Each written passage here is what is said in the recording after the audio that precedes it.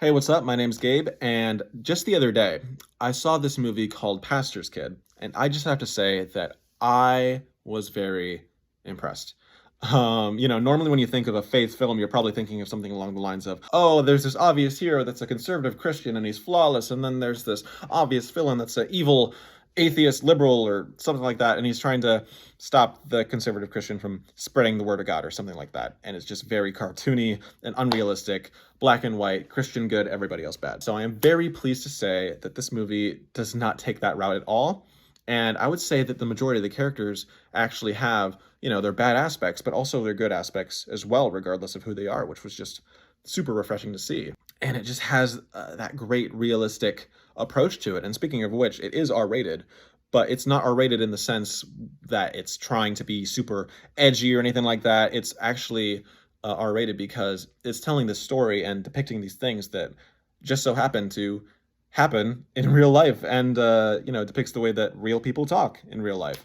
Which was just super refreshing to see. A lot of mainstream Christian films don't really have much of a filmmaking style, but this definitely does, and it actually plays with a few different filmmaking styles in a couple scenes, which was very cool to see and added a lot to the story.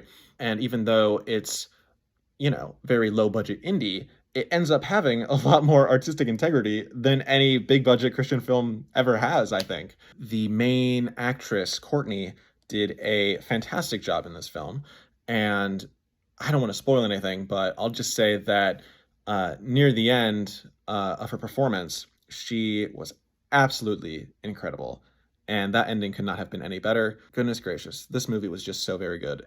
And it feels great because I feel like for the first time, this is a faith film that I can actually recommend to people who don't subscribe to Christianity or are ex Christians or anything along those lines, which is just so great. And I don't mean that in the way where it's like, oh, they're going to watch this movie and they're going to become a Christian again or whatever.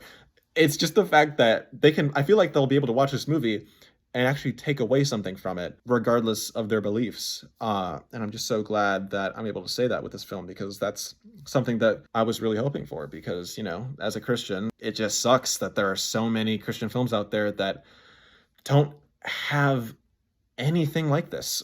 So I'm so glad that this exists, because this really is the blueprint for what Christian films should aspire to be from here on. And I hope that this really sparks a change. I highly recommend that you go support this film when it comes out, because I don't think you'll regret it. Peace.